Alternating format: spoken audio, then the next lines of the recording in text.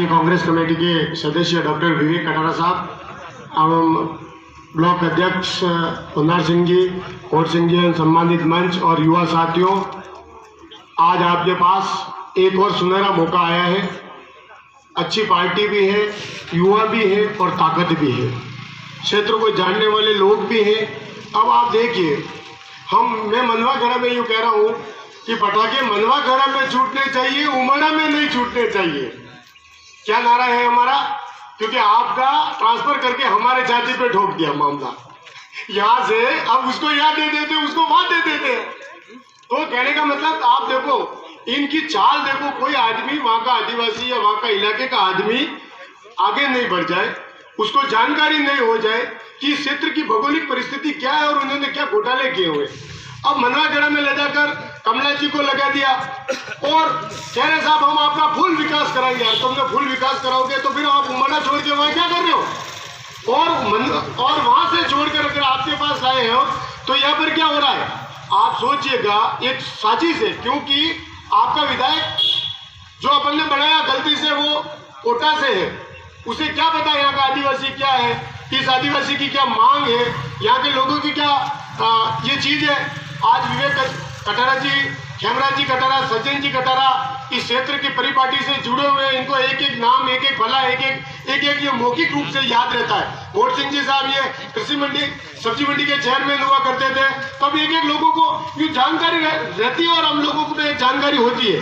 लेकिन आज हमारी ये विडंबना हो गई है, हम भाइयों को लड़ा रहे हैं, अब हमें उमड़ा के खिलाफ बोलना पड़ रहा है। क्यों बोलना पड़ रहा है बताइए? मातेश्वरी की कसम, ये बारी माता के प्रांगण में हमें उमड़ा के खिलाफ बोलना पड़ रहा है, क्योंकि आपका क्षेत्र छोटा चुनाव है। अब उस कैंडिडेट को वहां लगा दिया, उनको आपके खिलाफ बोलना पड़ रहा है। ये लड़ने की बात हुई कि नहीं हुई बताइए? आज भाइयों मैं एक बात पूछ रहा हूँ, मैं मनवागढ़ में उमड़ा के खिलाफ नारे लगा रहा हूँ।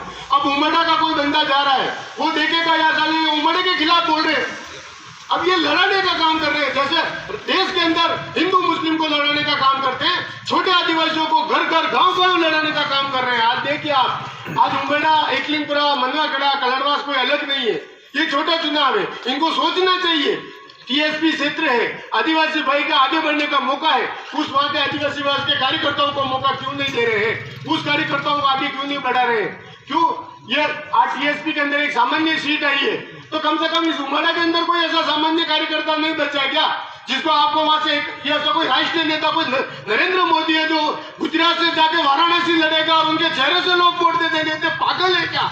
लोगों को वो आदमी चाहिए जो सुबह उठे, नाली जाम है, रोड सड़क पे कचरा है, हॉस्पिटल के अंदर, सेटेलाइट के अंदर क्या है। मैं आपको बता रहा हूँ, कल मेरे एक मित्र के रात को 12 बजे कोरोना में गीतांजलि में बेड नहीं था, मैंने विवेक जी को फोन किया, विवेक भैया जी मेरे इस आदमी को बेड चाहिए। इन्होंने मालिक को फोन लगाया और मालिक ने उस आदमी को, उस मैनेजर को भेजकर एक बेड गिनवा दिया कि भैया मेरे पास जगह नहीं है। इन्होंने कहा मेरा कार्यकर्ता है और उसको बेड मिलना चाहिए। तो ऐसे नेता चाहिए, युवा नेता आपके साथ का नेता है और हमें लड़ाने का काम हो रहा है। आज मुझे देखिए, मुझे उमड़ा के लिए तो अलग अलग शब्द बोलना पड़ रहा है, यहाँ के उमड़ा वालों को एकलिंगपुरा के लिए बोलना पड़ रहा है। क्यों बोलना पड़ रहा है? हम आपस में लड़ रहे हैं, इनकी राजनीतिक रोटियों के लिए लड़ रहे हैं, सेकने के लिए लड़ रहे हैं। ये क्योंकि बाहर के हैं, इनको ये आपस में लड़ जाएंगे, आपस में गांव गांव लड़ जाएंगे, तो ये बाहर के लोग आकर आप पर सत्ता पर काबिज होंगे। आप लोगों का आज सोचिए, टीएसपी का एरिया है, आदिवासियों का 25 साल के लिए आरक्षित सीटें हैं और यहाँ के आदिवासियों को दूर ले जाकर उनकी धराशायी करना, उनका पैसा बर्बाद करना, और उन लोगों ने, नेताओं ने टिकट पैसों पर बेचकर उन आदिवासियों को बर्बाद करने का काम ये कर रहे हैं। मैं युवा साथियों से निवेदन करना चाहता हूँ, अभी आपको कहीं पर भी डरने की जरूरत नहीं है। कांग्रेस पार्टी 135 साल का इतिहास लेकर बैठी हुई है। कांग्रेस पार्टी के नेताओं ने आजादी से लेकर स्वतंत्रता के लिए बलिदान दिए हैं। हम लोगों ने, हमारे नेताओं ने काम किए हैं। IIT, IIM, अपने उदयपुर के अंदर आप चले जाइए, 200-300 बीघा पर सुगाड़िया, मोहनलाल सुगाड़िया यूनिवर्सिटी है, इनके बाद बेटे पढ़ के तो तैयार होके आ रहे हैं आपके सामने। मोहनलाल सुगाड़िया यूनिवर्सिटी, महाराणा भूपाल चिकित्सालय, ऐसे कितने आयाम है हमारे विकास के लिए। ये कहते 70 साल में किया क्या? हमने 120 रेलें नहीं बेची है, LIC नहीं बेची है, हमारी सरकार ने ये सरकारी उपक्रम बेचने का काम नहीं किया है। हमारे हिंदुस्तान जिंक हमारे नेताओं ने नहीं बेचा है, RSM हमारे नेताओं ने नहीं बेचा है। हमारे नेताओं ने हमारे लोगों को ये पता था रेल का एक खिल्ला भी अगर बेचते थे तो अपराध होता था। इन लोगों ने 120 रेलें बेच दी। ये क्या विकास करेंगे? हमें मंदिर, हमें जाति के नाम पे लड़ाते। क्या यहाँ पर बैठने वाला कोई भी व्यक्ति राम के खिलाफ है क्या? राम हमारे दिल में नहीं बसता है। हम प्रातः स्मरणीय श्री राम का नाम लेकर हम दिल उगता है। आज इन सब दलों के घर पे जाके देख लो, एक के घर पे भी कि राम की तस्वीर मिल जाए तो आप बता देना सिर्फ राम राजनीतिक और वोट के लिए राम का यूज करते हैं। आप बता दीजिए, आप क्षेत्र के अंदर इतने लोग बैठे हुए हैं, मुझे बताइए आप इन लोगों में किसी को भी किसी भी दूसरी जाति दूसरे मजहब से कभी किसी को खतरा हुआ हो तो बताइए आप लोगों को। आप ये रामापा बैठे हुए हैं, ये बुजुर्ग लोग बैठे हुए हैं, इनसे पूछ लीजिए ये और बाड़ी में जाकर लोग खरीदते हैं, क्या वो मुसलमानों का एरिया नहीं होता है? वहां भी इनको खतरा नहीं है, सिर्फ ये वोट के लिए खतरा पैदा होता है।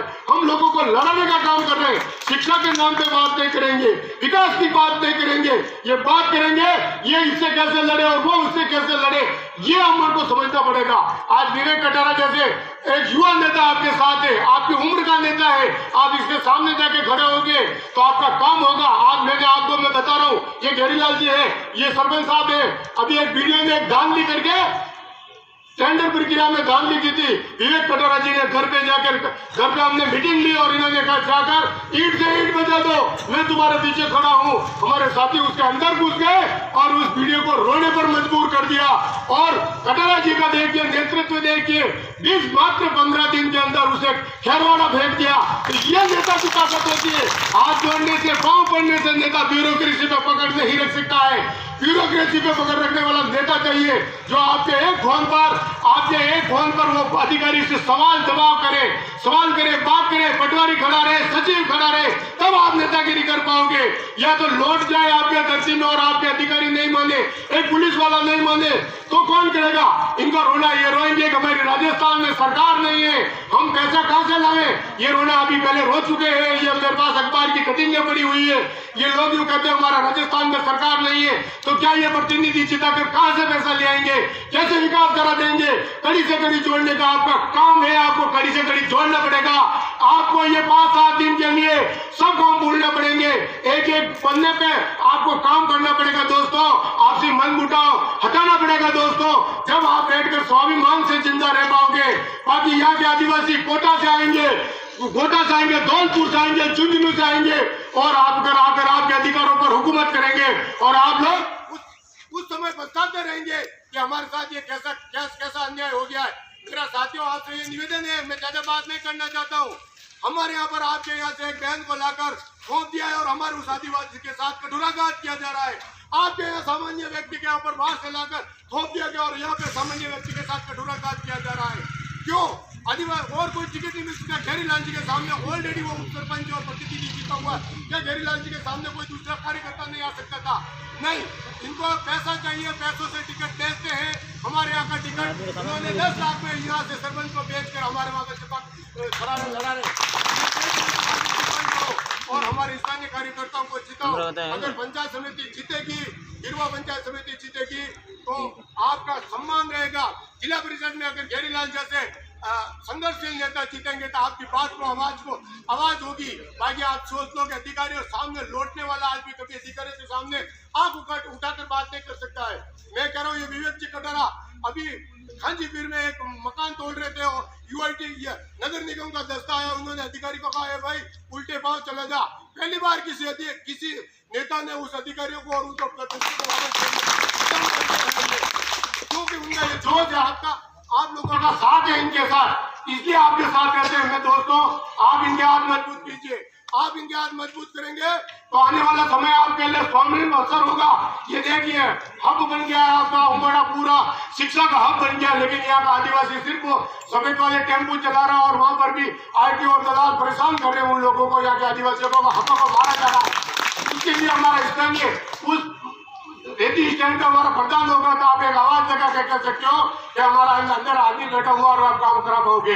दोस्तों ये समय आपके पास है, आप इस समय को अच्छे से भुला सकते हो। बाकी बाहर के लोग आप पर राज करेंगे, आपको बरगलाएंगे, आपको घुसलाएंगे, आपको पैसों की बात, क्योंकि पैसा जिनके पास केंद्र में सरकार है और उनके व्यापारी इनके साथ पैसा दे देंगे, लेकिन एक बार पैसा देने के बाद आप अपना ईमान और जमीन बेचने के बाद भविष्य में कभी भी आंख उठाकर अपने बच्चों को ये नहीं कह पाओगे कि हमने अपने लिए कुछ किया था।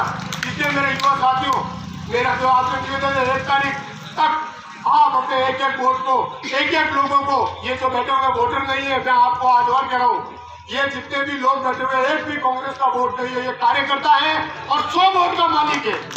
हमने लोगों का काम किए, उस कामों को भूलना पड़ेगा, हमको उनके लोगों को कहना पड़ेगा हमने आपका ये काम किया। आज कोरोना काल के अंदर देख लीजिए, विवेक कटारा जी के घर से गाड़ियां भर के राहत सामग्री जा रही थी, हमारा हर कार्यकर्ता जगह जगह लगा हुआ था, काम कर रहा था। उस काम को भुलाने की आवश्यकता है आप लोगों को काम को भुलाने की आवश्यकता। अगर आप नहीं भुला पाए और आपने मन से कह दिया तो आप जिस दिन निश्चित ही हार जाएंगे और हारने के बाद आपका कोई काम नहीं हो पाएगा। और क्योंकि सरकार वहां से पैसा देगी नहीं, यहाँ पर आपका काम होगा नहीं और जो जीते हुए लोग हैं उनको परेशानी सामना हो जाएगा। इसी के साथ जय हिंद, जय भारत, जय कांग्रेस।